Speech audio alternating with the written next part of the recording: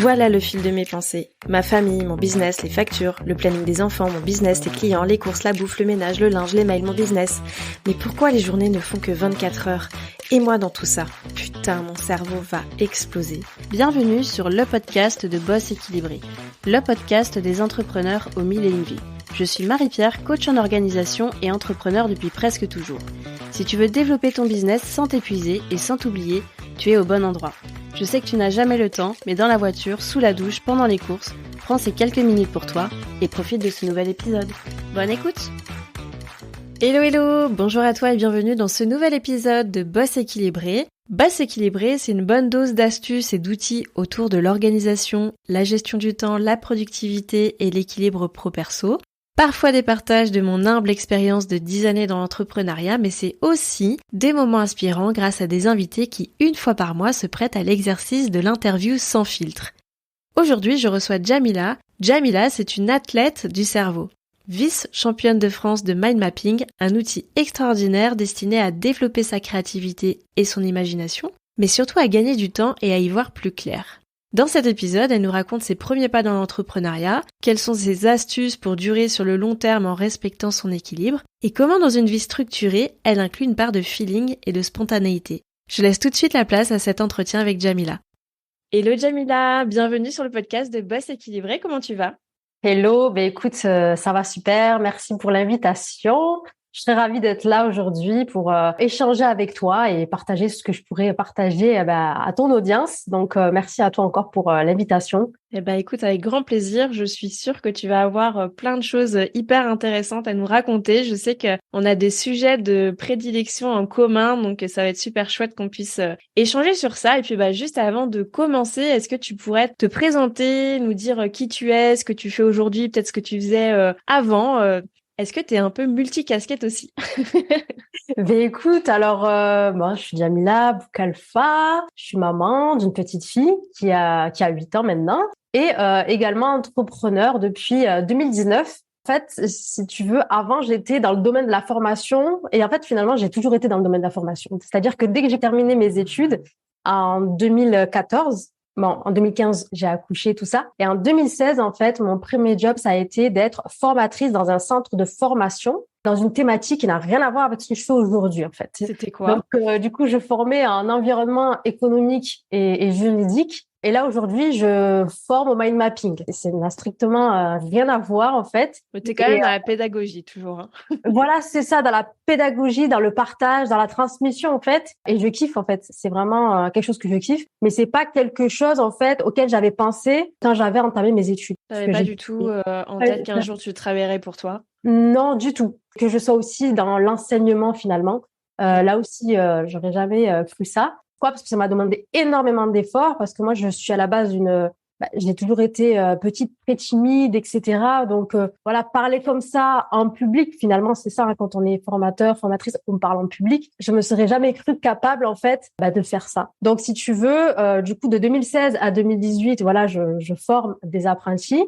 Et en 2018, en fait, je découvre les sports du cerveau. Je découvre les sports du cerveau et je décide à ce moment-là de me challenger à participer au championnat.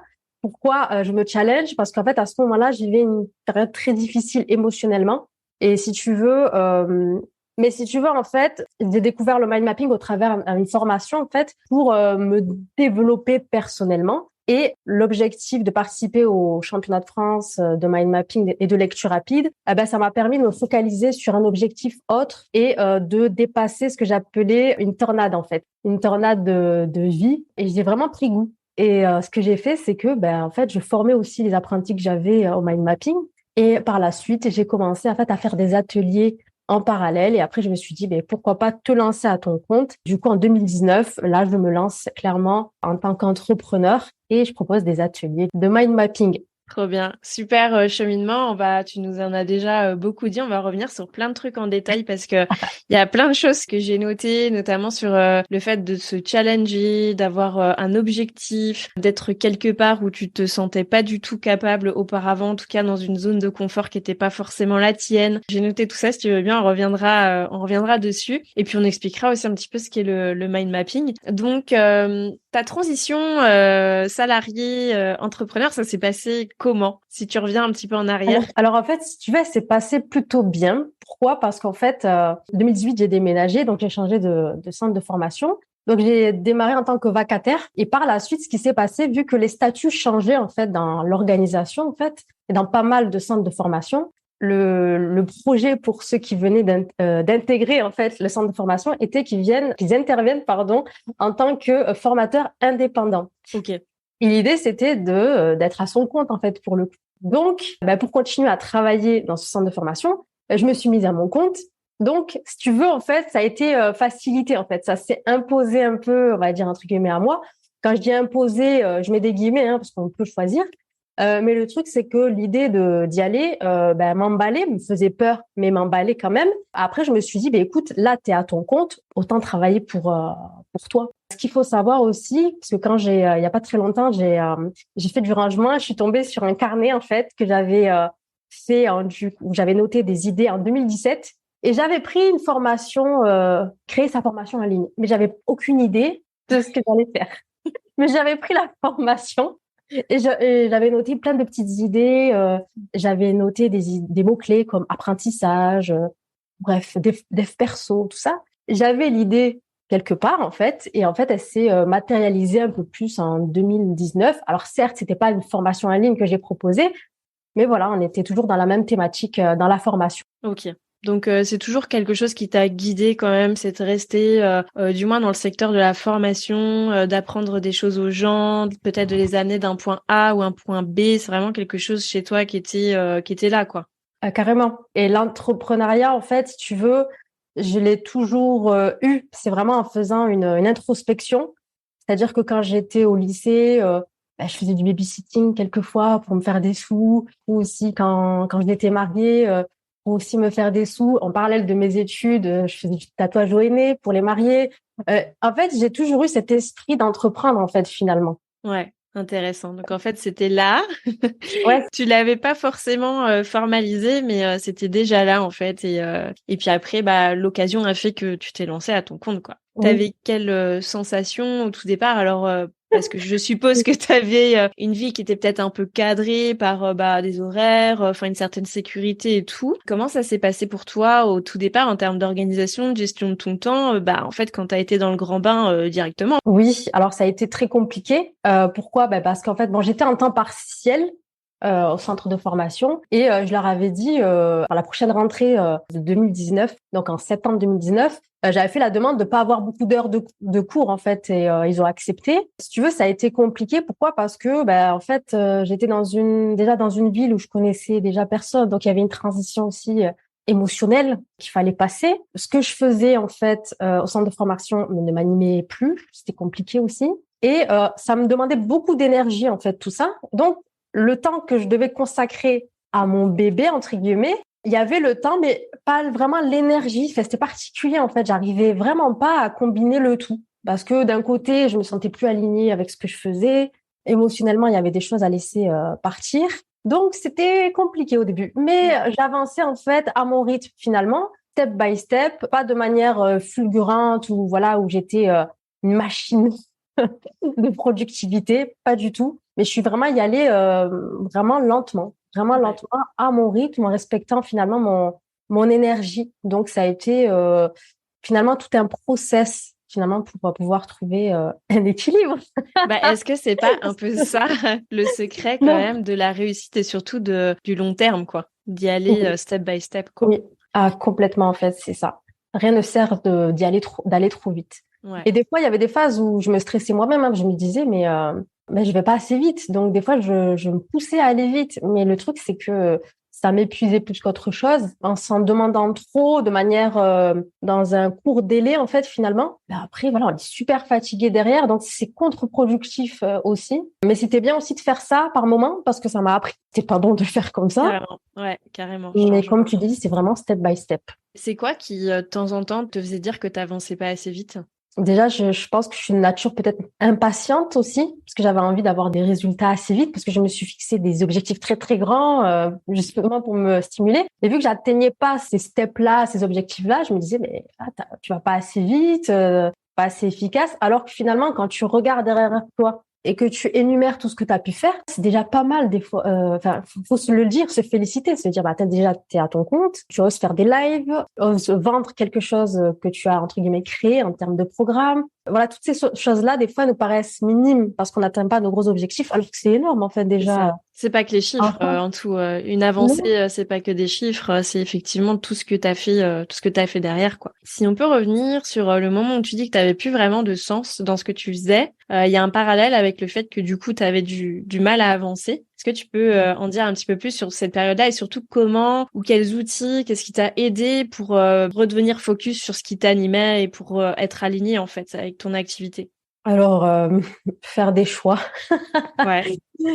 Faire des choix, déjà de ralentir, déjà, faire ce choix-là, de se dire, c'est OK, en fait, je vais avancer à mon rythme et vraiment être dans la patience, si j'ai envie de dire. Donc, Ça se ralentir. matérialise comment quand on ralentit? Du coup, c'était quoi? Tu prenais moins de clients ou tu faisais moins de projets? Comment ça s'est concrétisé en fait? En fait, ça s'est concrétisé par le fait de faire moins, par exemple, moins de lives. Parce qu'à un moment donné, j'ai fait des lives le soir à 21h. Je me suis rendu compte que c'était pas la meilleure heure, par exemple, parce que voilà, il fallait que je fasse dormir ma fille, ensuite faire un live. Ça me stressait un petit peu. Donc, hop, j'ai zappé ça. Faire moins de lives, ne pas les faire nécessairement à 21h, même si voilà, c'est les heures où il y a beaucoup plus de monde. Donc, lâcher prise sur ça. Ça me parle trop cet exemple. Ouais. Ah Ça me oui, parle trop. Ouais. parce qu'au début, on veut faire un peu comme ce qui se fait. On se dit, Ouais. ouais, si tout le monde fait comme ça en termes de visibilité, alors il faut que je fasse pareil. Mais en fait, non, ça m'allait pas, en Ça fait. colle pas du tout avec ta vie perso notamment quoi. Mm. Non, ça m'allait pas. Et ensuite, une autre décision que j'ai pu avoir, c'est aussi de me dire, en fait, après il y a eu le Covid aussi, de faire des one-to-one, même si, au niveau rentabilité, c'est pas ce qu'il y a de mieux, surtout en ligne. Je trouvais que ça me demandait beaucoup d'énergie de former un groupe, par exemple, en ligne. J'ai privilégié le one-to-one et du coup, l'idée c'était de faire du one-to-one pour parfaire déjà mon expertise, pour monter en compétences et pour donner de la qualité, en fait, être sûr que ça soit qualitatif et évoluer comme ça. Et grâce à ça aussi, j'ai gagné en expertise parce que j'ai pu former différents profils. Et comme je disais, c'est step by step. C'est-à-dire qu'une fois que tu as dépassé ça, et après là, je peux me envisager de former un plus grand nombre en groupe, en ligne. Voilà. Je Donc, trouve ça j'ai fait des choix hyper comme ça. intéressant. C'est hyper intéressant ce que tu dis parce que bien souvent, et surtout sur dans le monde de l'infoprenariat où les gens veulent bosser en quasi 100% digital, on se fait souvent cette idée de commencer par du programme en ligne parce qu'effectivement, et je mets entre guillemets, on va pas voir, hein, mais en gros, effectivement, tu monnayes pas ton temps contre de l'argent, tu crées quelque chose qui, encore entre guillemets, se vend tout seul. Sauf que la vérité, c'est que c'est pas tout à fait ça. Déjà, ça demande du travail, ça demande surtout une expertise pour être pointu dans ce que tu vas proposer et carrément de passer par la phase je coach en individuel, même si effectivement, on n'est pas du tout sur les mêmes seuils de rentabilité, que à un moment donné, ta journée a fait que 24 heures et que tu peux pas prendre 50 clients par jour. Mais en attendant, ça te permet quand même de parfaire une certaine expertise et de bien connaître ton client, quoi. Complètement. Et j'avais aussi fait le choix. Après, ça s'est aussi pas imposé à moi parce qu'on m'a proposé. Et j'ai trouvé ça super intéressant. Pour le présentiel, j'ai fonctionné beaucoup en sous-traitance, c'est-à-dire que j'ai pu former par le biais d'organismes de formation. C'était super. Pourquoi? Parce qu'en fait, t'as pas le côté administratif à gérer. Et puis, si en plus de ça, l'organisme peut chercher les apprenants à ta place, c'est encore mieux. Donc, j'ai aussi fait ça. Et même si c'est pas là aussi c'est le plus rentable, en fait, ça te permet en fait d'avancer en fait, de continuer d'être dans un avancement et de te perfectionner et puis maîtriser ce que je dis, c'est important pour moi en fait. Et Ouais. ça me sécurise, ça fait partie de mes besoins. Notamment, tu parlais tout à l'heure un peu de l'assurance sur la prise de parole en public, etc. C'est pas quelque chose sur lequel tu étais à l'aise au départ? Oh non, au début, c'était c'était compliqué. Je me Ah souviens que ouais? la première story, c'était j'étais stressée. J'étais vraiment stressée. À chaque fois que je faisais un live, j'étais stressée. En fait, je suis vraiment allée au front. Et j'ai pas attendu d'avoir confiance en moi parce que pour moi, c'est quelque chose qui se fait par l'action. J'ai fait preuve de courage, en fait. Pour moi, j'étais en mode guerrière. Déter. Allez, j'y vais. Mais parce que vraiment, j'étais extrêmement stressée avant avant de faire un live. Et des fois j'ai bafouillé, mais c'est ok en fait. Je vais passer par là en fait. Pourquoi? Bah parce que ça dépend de là où on part. Voilà, il y a des gens qui sont super à l'aise dès le départ à parler en public, tant mieux. Moi, c'était pas du tout le cas. Ouais. Donc aujourd'hui, tu peux dire que tu as dépassé cette zone d'inconfort en passant à l'action, en fait, tout simplement. Ouais, on passe à l'action parce que step by step, tu te dis, ah, mais en fait, tu peux le faire. Et puis après, tu continues. Et puis après, en fait, je me suis aussi formée parce qu'il y a quelque chose aussi que j'aime bien faire, c'est d'analyser mes besoins à moi. C'est-à-dire, qu'est-ce que je peux améliorer en moi pour être beaucoup plus efficace. Donc, l'année dernière, j'ai investi dans une formation en art oratoire et leadership parce que voilà, j'estimais qu'il fallait développer cette partie-là. Et l'idée, c'est à chaque fois d'aller me former vers des thématiques qui vont me permettre en fait de développer moi pour développer mon entreprise. En fait, ce que tu es en train de dire, c'est que tu as le travail sur ton entreprise, donc le développement de ton entreprise, mais tu gardes une grosse partie en fait de travail sur toi pour Oui, pouvoir être à l'écoute en fait de tes besoins et comment tu peux encore plus t'améliorer pour finalement aussi être au service de ton entreprise, c'est ça? complètement. Tu l'as eu tout de suite, cette vision de prendre, entre guillemets, soin de toi et soin de tes compétences, etc. Tu l'as su tout de suite, ça? Oui, ouais, non, c'est vrai. Dès le départ, j'ai compris qu'il fallait que je travaille sur moi aussi, que la compétence seule, l'expertise seule, ça n'allait pas spécialement suffire. Pourquoi? Parce que quand tu vends un programme, tu te vends toi, surtout dans l'accompagnement en fait. Et Ouais. puis aussi au début, il faut mettre un prix. Ça a été compliqué aussi de mettre un prix au début. Et puis même l'expérience de vie que j'avais pu avoir m'avait fragilisé dans ma confiance en moi. Donc, au début, ça a été compliqué, mais finalement, l'entrepreneuriat, ça a été source de développement personnel, en fait, hein, complètement. Ça t'a permis finalement de guérir peut-être certaines blessures que tu avais en te forçant quelque part à travailler sur des points particuliers, quoi. Ouais, complètement. Comment tu cibles, tu dis je reste à l'écoute de mes besoins, etc. Comment tu les cibles? Est-ce que tu fais des exercices particuliers? Est-ce qu'il y a des choses, des signes qui attirent ton attention? Comment tu fais? Alors moi, comment je fais? J'introspecte. J'ai vraiment fait ça depuis le début. Et c'est vrai que avec le mind mapping en fait. Et à la base, le mind mapping, c'est un outil de pensée visuelle. On va organiser sa pensée. Mais c'est vrai que je l'ai énormément utilisé et je l'utilise pour introspecter en fait. C'est de me poser certaines questions en fait et vraiment être honnête vraiment avec moi-même sur ce que je sais faire, sur ce que je sais pas faire, sur ce que je dois améliorer ou quelles leçons je vais pouvoir tirer de tel échec. Et c'est vraiment quelque chose que je fais assez régulièrement, en fait. J'introspecte, voilà. Trop bien. On va en reparler tout à l'heure du mind mapping. On va expliquer ce que c'est et puis comment on peut aussi s'en servir dans différents sujets ou dans différents stades de sa vie d'ailleurs. Moi, c'est un outil pareil que j'adore et que je trouve extrêmement puissant et je trouve ça intéressant que toi, ce soit vraiment l'outil qui te permet de faire de l'introspection en fait. On pourrait avoir tendance que c'est un outil comme ça, la carte mentale qui va juste te servir à faire des projets, mais Ouais, en vérité, déjà, ça peut juste être des choses de ta vie, tout simplement que tu mets sur papier et quand tu reviens dessus, c'est ouais. assez puissant, quoi. Est-ce que tu peux nous dire à peu près à quoi ressemble une journée type ou une semaine type chez toi? Comment tu t'organises? Est-ce que tu as justement une semaine type ou est-ce que c'est un petit peu au fil du temps? Comment tu t'organises au quotidien? Alors, j'ai pas des semaines types qui vont se répéter parce que j'ai besoin de variété dans mes semaines.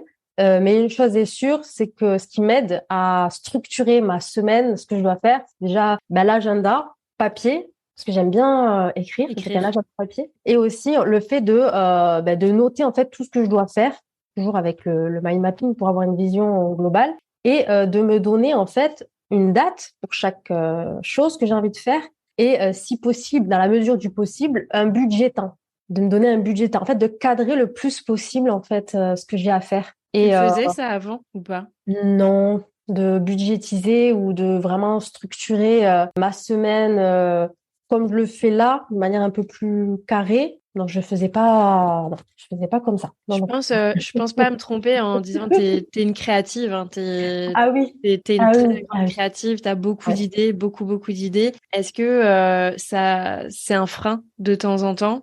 Est-ce que ça te nécessite une énergie particulière pour canaliser? Comment tu Ah, vis ça? Si, complètement, parce que des fois, par exemple, je vais avoir une envie d'apprendre sur quelque chose, sur une thématique. Et des fois, on peut se perdre aussi dans les méandres d'Internet quand on va aller chercher quelque chose. Après, on va se dire, ah, ça a l'air trop bien. Ça, c'est vraiment quelque chose Le qui... syndrome de l'objet brillant, ça te parle?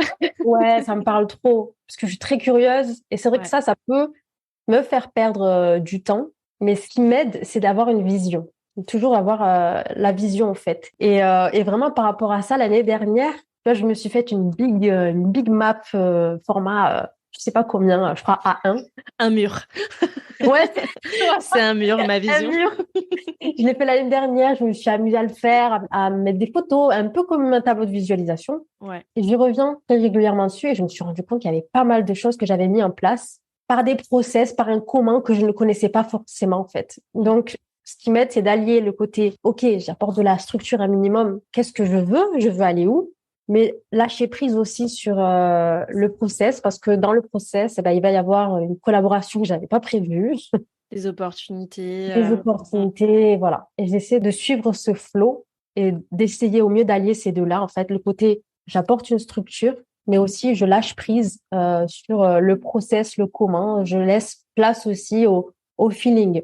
Mm. C'est important pour moi. C'est complètement ma vision de l'organisation. Alors, je te rejoins sur... d'ailleurs, c'est toujours, je pense, la problématique, c'est d'avoir sa vision. N'importe qui viendra me voir, en fait, c'est vraiment le premier truc que j'ai besoin qu'on valide ensemble parce que, tu vois, on dit toujours, bah, tu veux t'organiser ou tu veux faire tel projet ou tu veux mieux gérer ton temps, etc. Ok, mais pourquoi, en fait? Ouais, c'est ça. Pourquoi Ouais. faire et retrouver du sens dans ce qu'on fait, c'est juste primordial et t'avances mieux, tu perds moins de temps, etc. Donc la vision, c'est vraiment important. Et j'adore quand tu dis qu'en fait, c'est pas figé. C'est pas en mode, j'ai fait ma vision et j'ai écrit vraiment tout et comment ça allait se passer parce qu'en fait, je pense que c'est justement ça qui fait peur aux gens quand on parle d'organisation, de structure Oui. et tout, c'est que ce soit hyper militaire, mais non, en fait. Le but, c'est simplement d'avoir au moins le point vers lequel tu veux aller. Après, il est complètement possible que tu prennes plusieurs chemins parce que c'est comme ça. Et ça Ouais. rejoint un peu ce que tu disais tout à l'heure sur le fait de aussi se laisser le temps et de pas être complètement sous pression de cette vision-là, quoi.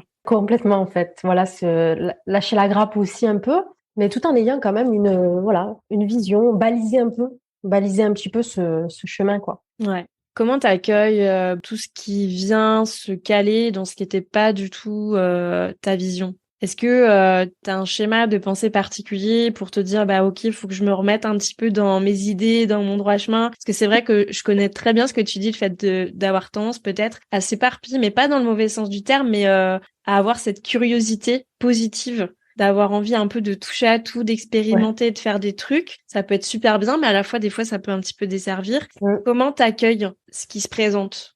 Toujours, j'essaie d'être honnête avec moi-même. Et il y a quelque chose aussi que j'ai appris dernièrement, là, quand je suis partie dans le désert marocain, c'est la simplicité. Que des fois, en fait, on a tendance à complexifier un process, un chemin. Est-ce Tellement. qu'on le fait exprès? Je sais pas, mais c'est voilà l'envie peut-être de toucher à tout qui fait que on complexifie les choses. Et en fait, c'est de me dire, mais en fait, ralentis là, simplifie en fait. Oui, tu as envie de faire ça, ça, ça et ça. Déjà, c'est bien, voilà, d'être curieuse, etc. Mais tu peux perdre aussi les gens, voilà, qui te suivent et tout. Mais aussi là, tu es en mode, je complexifie, donc calm down Mm. et simplifie. Donc, je trouve que revenir à de la simplicité, ah ben, du coup, ça nous remet peut-être, je pense, sur le droit chemin entre guillemets. Et Ouais. on est d'accord pour dire que quand même, de manière naturelle, on va toujours avoir envie de faire plus compliqué que simple. C'est bon. En vrai, mais oui, mais en vrai, je trouve que c'est plus compliqué d'avoir, par exemple, un business minimaliste où tu vas à l'essentiel. Tu vois, on parle souvent de faire moins, mais mieux. Bah, en fait, c'est assez compliqué, finalement, à mettre en place, quoi. Parce que ça t'oblige à, aller à l'essentiel. Et aujourd'hui, on a du mal à aller à l'essentiel, hein. Oui, on a du mal à aller à l'essentiel, mais je pense que ce qui peut aider à aller à l'essentiel, c'est de vraiment maîtriser ce qu'on fait. Et je sais plus c'était avec qui que j'ai eu cet échange, mais j'ai trouvé ça juste super en fait, cette information-là. C'était que au plus tu connais ton sujet, au plus tu simplifies en fait. Ouais, c'est vrai. C'est vrai. Je pense qu'il y a aussi peut-être une autre clé qui peut être intéressante, c'est la déconnexion. Tu vois, tu parlais de ton expérience d'être partie dans le désert et moi, ça me rappelle une expérience pareille que j'ai vécue et c'est complètement un hasard au Maroc aussi où j'ai fait le trek des gazelles. Donc là, vraiment, je suis partie sans téléphone, rien du tout, déconnexion des réseaux, etc. Ça m'a juste recentré sur, alors de une, sur la vraie vie, en dehors Ouais. du digital, parce que ça peut vite quand même aller occuper un monde à part entière un peu dans ta tête quand même, et sur effectivement la complexité de certaines choses mises en place dans mon entreprise, où quand je suis rentrée, il y a des trucs qui me paraissaient tellement compliqués à faire, alors que je les faisais tout le temps d'habitude. Et, et j'ai dit, waouh, mais c'est tellement prise de tête, en fait, ce que je suis en train de faire. Et la déconnexion m'avait vraiment permis de cibler ça, quoi. Ouais, complètement, en fait. Et c'est bien aussi, enfin, la déconnexion, en fait, ça, vraiment, je l'encourage de déconnecter, en fait, d'avoir des réels repos pour avoir de réelles actions derrière, en fait. Mais c'est compliqué d'avoir des réelles actions si on prend pas des réels repos, en fait, parce que se reposer et puis toujours être sur son téléphone ou toujours à penser à son business, etc., c'est pas vraiment du repos. Et je pense que le repos le plus compliqué à avoir, c'est celui qui est là, en fait, Repos mental. le repos mental, parce que le corps, en fait, finalement, le repose comment quand on dort, en fait, finalement, on s'allonge, on repose notre corps, mais c'est le mental qui a besoin de repos, et c'est ce dernier, finalement, qui en reçoit, entre guillemets, le moins, en fait, qui est moins au repos, en fait, surtout quand on est entrepreneur. Oui, parce que là, je suis sûre que quand on dit ça, il y en a plein qui se reconnaissent, tu vois, Ouais, à se coucher et puis reprendre leur téléphone pour ouvrir les ouais, notes, pour noter toutes les idées qu'ils ont eues ou du mal tout simplement à s'endormir parce que beaucoup d'idées, beaucoup de trucs, etc.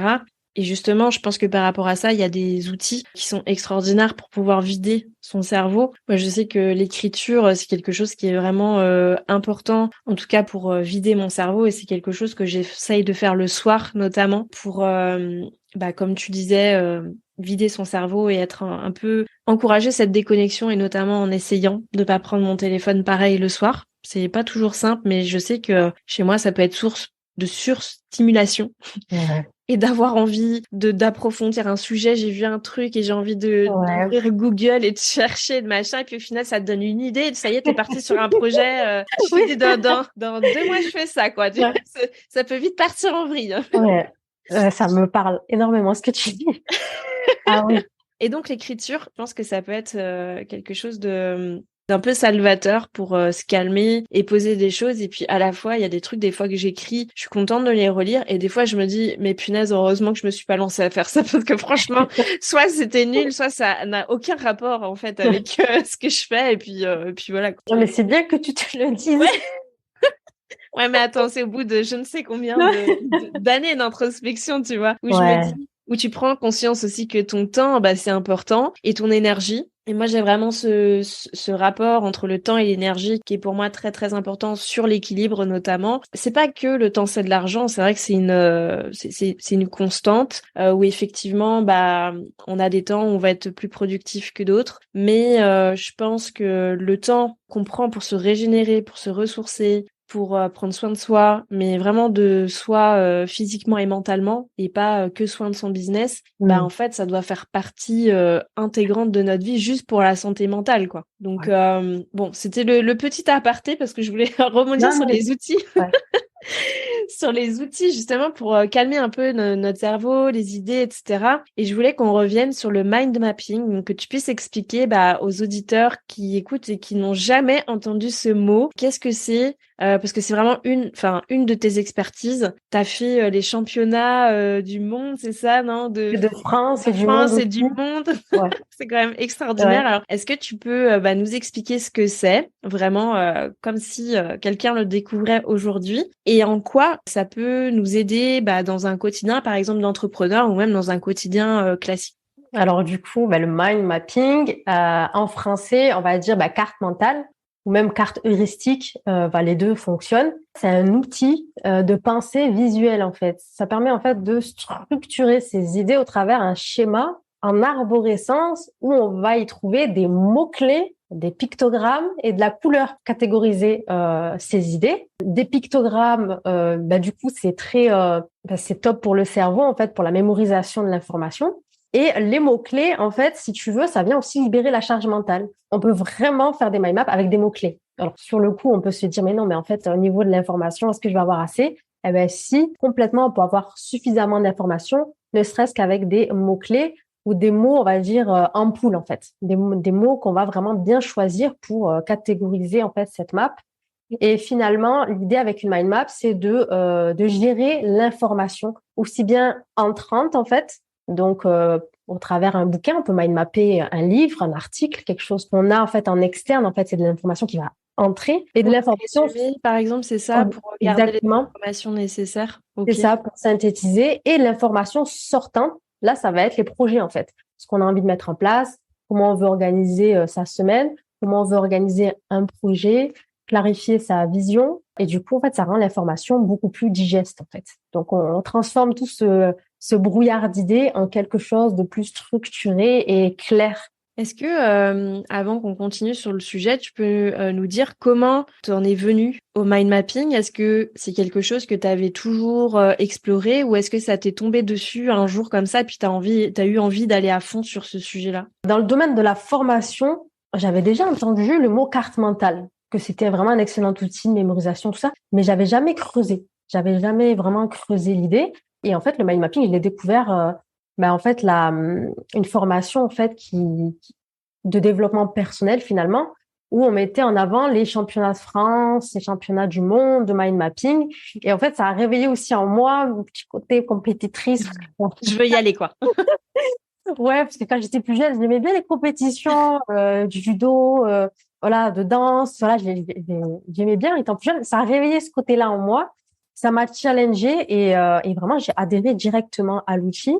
J'ai vu que ça me permettait de passer à l'action de façon plus sereine. Vraiment, ça remettait de l'ordre dans mes idées et chose que je ne faisais pas forcément. Voilà, ça restait là, mais je prenais jamais le temps de le poser sur papier, de le visualiser. Et c'est vrai que le fait de le visualiser, ben, ça m'aidait autant à mémoriser l'information, mais aussi à y aller, quoi, à passer à l'action avec plus de sérénité, en fait. Ouais, c'est ça. Donc l'idée, c'est pas non plus que de poser tes idées quelque part pour vider ton cerveau, mais c'est aussi d'encourager un certain passage à l'action parce que t'es vachement plus serein, en tout cas visuellement, de voir le chemin que tu vas prendre pour y aller, quoi, quelque part. C'est ça? C'est ça, une roadmap, en fait, finalement. Et j'aime beaucoup comparer, en fait, le mind mapping au plan, en fait, que fait un architecte, par exemple, avant de matérialiser son projet. OK, c'est dans sa tête au démarrage, mais finalement, ça passe sur papier pour visualiser, en fait, et ensuite, il y a l'action qui vient en dernier, en fait. Et c'est vrai que, ouais, je compare souvent avec l'architecte, finalement,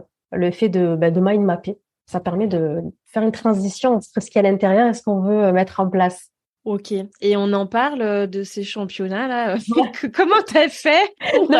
Alors, enfin, je sais pas, moi, tu vois, quand tu me dis ça, je vois Jamila qui tombe sur une mind map et qui dit, waouh, trop bien, c'est cool et tout ça, et qui apprend, qui apprend, qui apprend. Et puis quoi, tu tombes Ouais. directement comme ça dans les championnats de France et du monde? Alors, en fait, ce qui se passe, c'est que il y a des mind maps qui visuellement sont très jolies aussi. C'est-à-dire que si on Avec des aime dessins et tout des ça, hein. Moi, dessins, je sais, c'est des choses que je fais pas du tout. Tu vois, une mind map, j'intègre ouais. rarement tout ce côté, alors pas fioriture, mais tu vois, tout ce côté dessin, etc., très joli. Mais en fait, c'est vrai que ça, on peut vraiment, sur papier, vraiment le faire que sur papier. Et c'est vrai que j'avais visualisé des maps qui faisaient très artistique, tout ça. C'est vrai que ce côté-là m'a attirée parce que Ouais, moi, quand parce que t'as des trucs qui sont très beaux, quoi. Enfin, je veux oui, dire, tu te oui. dis, mais mon Dieu, si je fais ça, je vais mettre 10 heures à le Non, faire. mais c'est ça. C'est vrai que visuellement, il y avait des maps qui étaient très, très jolies. C'est vrai que ça réveillait aussi ce côté artiste, on Artistique. va dire.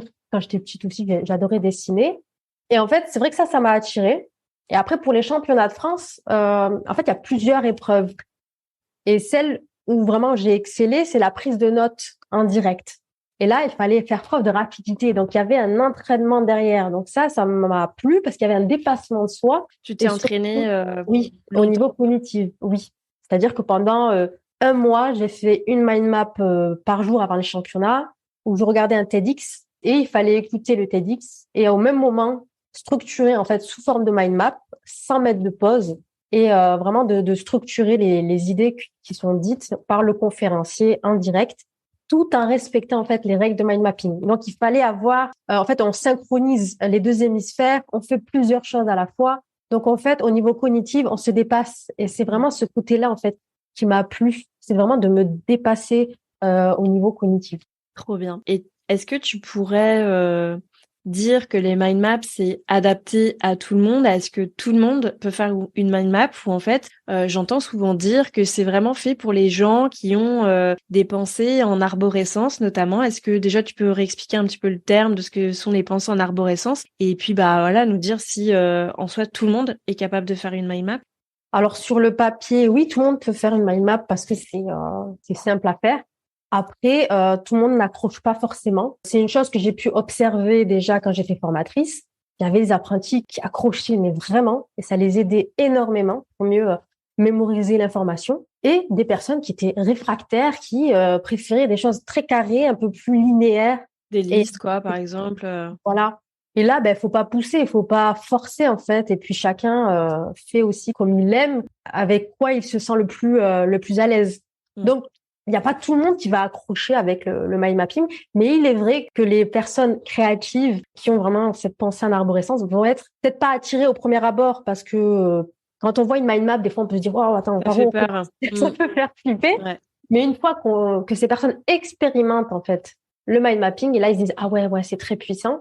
Ouais. Pour revenir à la définition du mind mapping, de la pensée en arborescence, en fait, c'est ces personnes en fait qui vont avoir une idée, qui vont en amener une autre, puis une autre. Ils vont pas être dans une démarche, on va dire cérébrale où ils vont séquencer très facilement les choses. C'est des personnes en fait qui ont une vision qui est globale, qui peuvent faire des liens aussi avec des choses qui n'ont rien à voir en fait. Genre une immense base de données en fait, Voilà, qui non, mais tout c'est se ça. croise. Et tu sais que je trouve ça hyper intéressant la façon dont tu le présentes parce que moi, clairement, j'ai vraiment un système de pensée en arborescence et je pensais, parce que je m'étais jamais posé la question, que tout le monde réfléchissait comme ça, tout le monde pensait comme ça. Mais moi aussi.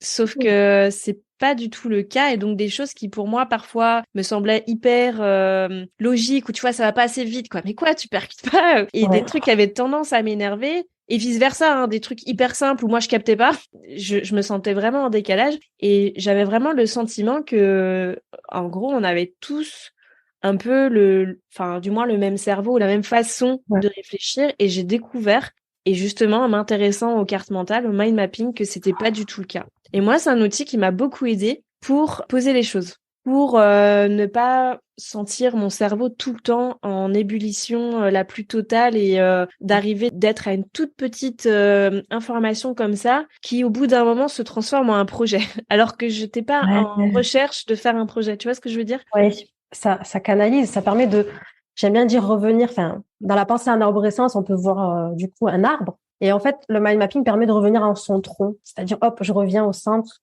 Au et je vais milieu, quoi. creuser une branche là qui va me faire partir super loin. Alors que, en fait, moi, j'ai juste envie de rester là et d'avancer step by step. C'est Ouais. toujours revenir, tu vois, au centre parce que c'est vrai qu'on peut vite s'en aller, en fait. Et parfois, c'est ce qui fait défaut, je trouve, pour ces profils de personnes qui ne vont pas au bout malheureusement parfois des choses et c'est vrai qu'au-delà d'accompagner les gens, de former au mind mapping, le but derrière en fait, c'est d'aider ces personnes-là en fait à passer à l'action et d'aller au bout en fait, d'y aller en fait, d'aller jusqu'au bout avec plus de sérénité parce que je trouve ça dommage d'avoir une idée et de ne pas y aller. Pourquoi? Parce qu'il y en a une autre qui est venue et on a creusé, puis une autre qu'on a creusé, mais au final, on n'a rien creusé du tout C'est ça. et ça peut durer des années en fait.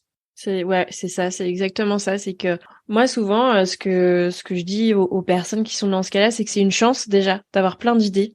Parce que autant il y a des gens qui sont en galère d'idées, hein, qui cherchent, ouais, c'est vrai, hein, qui cherchent tout le temps à avoir Oui. des idées et tout. Et autant tu as des personnes qui en ont trop. Mais bon, en soi, moi je trouve que c'est chouette d'avoir plein d'idées parce que ça veut dire que t'es curieux, que t'as envie d'essayer des choses, etc. Mais c'est vrai que c'est vraiment rassurant, je trouve, de se dire qu'il existe des outils. Alors le mind mapping, c'est un outil parmi d'autres, mais que effectivement t'as des outils pour canaliser ça et éviter à terme de perdre du temps et de l'énergie, parce que en soi, c'est souvent ce qui se passe, c'est que t'as un sentiment de frustration qui va se développer parce que t'as envie de faire plein de trucs et au final tu fais rien. Tu passes pas à l'action, t'es toujours dans la réflexion, tu veux toujours pousser ton sujet un peu plus loin et un sujet en amène un autre et du Ouais. coup tu t'es tout le temps comme ça dans de la consommation en fait, de la réflexion, de la consommation de contenu et tu passes pas à l'action quoi.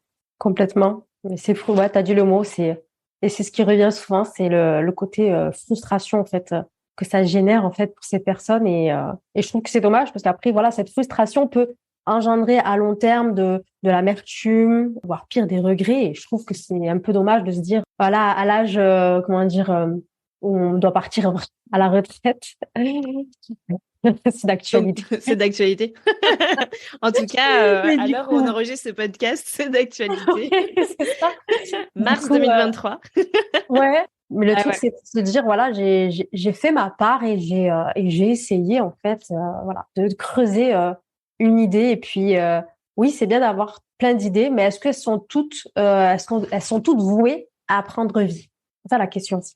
Ouais, pour toi, c'est pas dégradant de dire que toutes les idées en fait sont pas bonnes à prendre ou pas exploitables. En fait, on a le droit Ah de bon? jeter des idées. Bah oui, parce que sinon, on n'en finit plus, hein. Après, on a 24 heures dans une journée. Après, ça dépend aussi de chacun, de sa vie. Si une personne n'a pas d'enfant, elle est célibataire, elle a du temps, mais vraiment à revendre et qu'elle peut mener de front Bah oui, c'est ça. trois projets à la fois, ben, soit si elle y arrive et qu'elle peut, tant mieux. Mais après, quand on a une vie de famille, qu'on doit s'occuper, voilà, de ses enfants, etc., ben, il y a d'autres choses à prendre en compte et, voilà, l'énergie, en fait, de Faut disponible, compartimenter, quoi. Faut compartimenter. voilà, exactement. Mais c'est vrai que, enfin, j'aime bien ce que tu dis parce que c'est vrai que moi, je suis amenée à accompagner différents types de personnes et oui, des fois, mon discours, il va être peut-être orienté un peu maman, etc. avec des enfants. Mais c'est vrai que j'accompagne aussi des nanas qui n'ont pas d'enfants et qui comptent pas en avoir tout de suite et qui ont peut-être plus de ressources, en tout cas en termes de temps et d'énergie pour attaquer à fond, tu vois, des projets et donc tant mieux. Ou aussi à la fois des nanas qui ont besoin de se canaliser pour juste avoir du temps pour elles parce que bah au final elles deviennent des acharnées du boulot et que en fait elles savent pas s'arrêter et se canaliser parce que pareil il y a jamais de fin finalement dans la créativité, dans l'entrepreneuriat encore moins. On pourrait faire des trucs tout le temps quoi, tout le temps Ouais. quoi. Hyper intéressant. Et donc il s'est passé quoi alors pour terminer à ces championnats-là? Qu'est-ce que t'as qu'est-ce que Alors, t'as fait? Alors du coup, ben, j'ai fait les championnats de France, je me suis entraînée pendant un mois, j'y suis allée, du coup c'était à Paris, je suis allée en mode lâcher prise, je me suis dit allez vas-y, lâche prise et kiffe le moment. Et puis au moment où voilà il y a l'annonce des gagnants, ben on m'appelle voilà pour dire que je suis vice-championne de France de mind mapping. Et là je me dis waouh. Et j'étais trop contente parce que ben, j'ai travaillé pour. Et là en fait ça venait confirmer le fait qu'en fait le travail paie toujours en fait. Voilà, c'est pas quelque chose qui s'est matérialisé juste voilà en mode de touriste. C'est que quand même, il y a eu un travail derrière et c'est venu me confirmer, me donner cette leçon-là en fait, c'est que le travail paie toujours et la persévérance, la régularité, voilà, paie toujours. Et voilà, j'ai eu une médaille, donc super contente. Et après, il fallait se questionner, enfin moi me questionner sur est-ce que je peux aller ou pas en Chine pour les championnats du monde. Mais il me fallait, je crois, un mois, je crois, pour me décider parce que voilà, c'était un mois après. J'hésitais beaucoup parce que voilà, par rapport au travail, par rapport à ma fille, tout ça, finalement, les choses se sont bien dégoupillées. Voilà, j'ai eu le feu vert au niveau du travail, j'ai pu être remplacée. Ma fille, ma mère l'a gardée. T'es Euh, partie en Chine quoi. je suis partie en Chine, 9 heures d'avion. Moi, à la base, l'avion, c'est compliqué. Donc, du coup, j'ai dépassé la peur quand même de l'avion et d'y aller, en fait. Et ça a été une magnifique expérience là aussi, là-bas. Ça m'a confirmé aussi que j'aimais bien les voyages, que c'est vraiment quelque chose qui me nourrissait, que d'aller à la rencontre d'autres Et personnes. ça tu l'avais pas matérialisé avant Mais en fait, j'ai toujours eu cette envie de bouger, mais j'avais pas nécessairement eu le temps et ni la priorité aussi dans ma vie de me dire, bah, vas-y, pars en vacances super loin. J'avais pas ce truc en tête parce que j'avais d'autres challenges aussi à ce moment-là dans ma vie. Mais l'envie était là et j'avais pas nécessairement autant le temps, aussi l'argent aussi, parce que c'est un budget. Mais ça m'a confirmé vraiment que oui, voyager, c'est vraiment un truc qui me fait vibrer de fou. Trop bien. Et donc là, tu t'es retrouvée au championnat du monde en Chine. Voilà. Donc, championnat du monde en Chine. Là, j'ai vu que, bah, en Chine, bah, le mind mapping, la lecture rapide, c'était quelque chose qui était ancré entre guillemets plus qu'en France, hein, parce ils étaient pas mal. Il y avait des jeunes, des ados et des plus jeunes. Voilà, ils étaient super bien équipés, tout ça avec leur feutre et tout. Et en fait, là, je me suis rendu compte que, ouais, qu'en Chine, en fait, c'était beaucoup plus ancré qu'en France, en fait, tout ce qui était de l'ordre de la lecture rapide et du mind mapping. Bah, nous, clairement, on est quasi à zéro, non? Je sais pas, c'est pas des trucs qu'on enseigne à l'école. Tu vois, c'est drôle parce que ce matin, j'intervenais dans un centre de formation. Et les élèves ne demandent que ça, d'avoir des techniques de mémorisation, d'avoir des techniques d'apprentissage, tout ce genre de choses qui peut t'aider finalement dans ta vie tout le long de ta vie d'ailleurs adulte. Et c'est vrai que nous, on est quand même niveau zéro pour tout ce qui est méthode comme ça de lecture et tout, quoi. Ouais, C'est dingue. complètement. C'est vrai que des fois, j'en entends parler, on me dit oui, ça se fait un peu plus. Voilà, il y a apparemment des professeurs qui proposent des fois des résumés sous forme de mind map, tout ça. Mais le truc, c'est qu'ils sont pas vraiment formés, en fait, aux véritables règles de mind mapping. Donc, ça reste Approximatif, quoi. approximatif. Ouais, c'est ça. Après, peut-être que vu que j'ai un focus autour de ce domaine-là, c'est quelque chose que je vois parce que l'algorithme me le montre. Donc après, c'est la sensation que waouh, ça se répand, mais pas forcément. Il y a encore pas mal de personnes qui savent pas ce que c'est que le mind mapping. C'est du jargon en fait. Ça reste. Je pense que tu en as beaucoup, tu vois, même qui écouteront ce podcast et qui vont sûrement le découvrir, même si tu vois, c'est un sujet que j'aborde de temps en temps. Mais tout ça pour dire que quand tu es arrivé en Chine, tu as quand même découvert un monde parallèle où en fait l'instruction, ou du moins la sollicitation cérébrale était importante et mise en avant, quoi. Oui, complètement. Tu t'es challengé de dingue en fait sur ces sur ces deux événements-là. C'est un truc qui était dans ta vision ou pas, ou c'est tombé comme ça et... Alors les championnats du monde, non, c'était pas dans ma vision. Je n'étais pas allée jusque là parce que ça me paraissait trop loin, trop loin en termes de distance. Est-ce que ça te paraissait trop loin aussi en termes d'objectifs, de dire moi, Jamila, je vais aller un jour participer au championnat du monde de mind mapping? Ben en fait, non, pas dans ce sens-là, parce que c'est vrai que j'aime bien me dépasser, me challenger et tout. Mais c'était plus le côté, c'est trop loin en fait. J'aurais peut-être pas la possibilité d'y aller parce que voilà, je suis maman solo, tout ça, c'était toute une organisation pour moi. Mais en fait, ça s'est bien dégoupillé en fait. Ouais, et puis t'as tout fait pour aussi. Enfin, je veux dire, tu t'es pas entre guillemets caché sous les croyances que de base c'était pas possible, alors que peut-être il y avait des solutions, quoi. Tu sais, des fois on fait un peu ça, de se dire ah mais je pourrais pas parce que machin, mais ça cache d'autres choses. Là, tu t'es challengé pour y aller, quoi. Ah non, j'étais en mode athlète, hein. J'étais en mode athlète du cerveau. Je prenais des oméga 3, je faisais j'essayais de faire attention à ce que je mangeais, donc j'étais à T'es fond. vraiment préparé. Ah oui. Alors au-delà de la préparation technique sur vraiment l'outil en soi, tu t'es préparé mentalement, physiquement à cet événement-là. T'as fait des trucs particuliers pour justement préparer ça? Il y a des exercices en fait pour synchroniser le cerveau en fait que j'ai fait. Ça s'appelle l'alphabet game. C'est un exercice qui est utilisé par la NASA. Donc j'ai utilisé cette technique en fait pour muscler entre guillemets mon cerveau.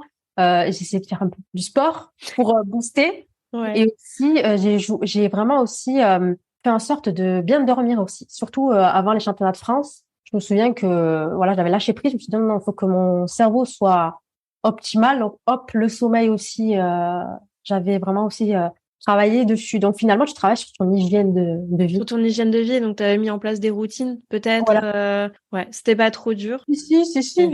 Ouais. Si, parce que, en fait, tu veux mettre toutes tes chances de ton côté dans un laps de temps très court avec des habitudes que tu n'as pas forcément. Hein. Je sais pas non plus, je fais un exemple de, surtout, c'est-à-dire que même sur l'alimentation, j'avais des choses à revoir, mais je sais que j'avais réduit un peu le sucre quand même, parce que le sucre, c'est pas tip top aussi pour le cerveau, la mémoire, tout ça. Donc, ça m'a demandé beaucoup d'efforts, en fait. Donc, après, il y a des choses que j'ai gardées, mais après, c'était pas non plus, j'avais pas transformé toute ma vie non plus en ce laps de temps. Ça serait parce que c'est vrai que le laps de temps était super court. C'est vrai que je pense aux personnes qui écoutent et qui se disent bah ouais, en fait elle avait que en gros 2 mois quoi où t'as été à fond sur ce truc-là. En soi c'est court, mais l'objectif était quand même dingue quoi. Ouais. Ça veut dire que t'avais quand même déjà des facultés peut-être ou des facilités par rapport à ce truc-là, ou vraiment n'importe qui entre guillemets qui se serait présenté à ces concours-là en adoptant une routine vraiment sérieuse et disciplinée aurait pu faire la même chose que toi? En fait, de base, quand même, j'avais des difficultés quand même. J'ai toujours eu des difficultés, même plus jeune, au lycée par exemple, à faire des plans, à structurer tout ça. Ça, c'était pas quelque chose que j'arrivais à faire. Donc, je l'ai musclé. cette capacité à classifier, à structurer en fait. Du coup, même si on n'est pas doué à ça, l'entraînement permet de pouvoir en fait y arriver, mais c'est par l'entraînement. Je pense que on peut faire pas mal de choses grâce à l'entraînement. En fait, j'ai cette croyance-là. Après, dire que tout est possible, peut-être que c'est trop grand. C'est des phrases un peu toutes faites et tout. Ouais. Mais par l'entraînement, je pense que c'est tout à fait possible de pouvoir arriver à structurer. Parce que avant, j'arrivais pas à prendre des notes de manière rapide, en plus avec des mots-clés, etc. En plus de ça, quand on s'entraîne, on va aussi accélérer la vitesse de lecture de ce qu'on écoute. Donc, on vient se dépasser plus. Donc, c'est pas quelque chose que j'avais de base. Donc, du coup, ouais, ça s'est fait par l'entraînement. J'adore parce qu'en fait, oui, comme tu dis, on va pas jusqu'à aller dire que tout est possible, même si je pense que beaucoup de choses sont possibles. Mais j'aime bien que tu le dises par le fait de s'entraîner et de persévérer et d'aller à fond en fait dans un truc. Toi, t'es allée à fond dans ton truc et t'as été vice-championne de France. Alors après, peut-être en parlant peut-être de, je sais pas, de prédisposition ou quelque chose dans le genre, c'est vrai que j'ai toujours été quelqu'un et je me suis toujours donné les moyens, en fait, d'arriver vers quelque chose qui, au préalable, me semblait impossible depuis. T'attends pas que ça passe, quoi. Non, je vais vraiment me donner les moyens, en fait. Je suis persévérante dans l'âme. C'est cette persévérance-là qui m'a aidée pour les championnats de France et qui m'aide aujourd'hui en tant qu'entrepreneur pour avancer malgré tout, en fait, malgré les downs, malgré les doutes. Je pense que cette prédisposition à être persévérante qui m'a aidée. Ouais, une qualité humaine, en fin de compte. On parle pas de faculté cognitive, Non. on parle vraiment de qualité humaine. Et je te rejoins. Je pense que la persévérance, quand tu es entrepreneur, c'est ce qui te fait durer et aller plus loin, en fait. Donc, trop bien. Eh ben, écoute, Jamila, je te remercie. J'ai une question signature sur ce podcast.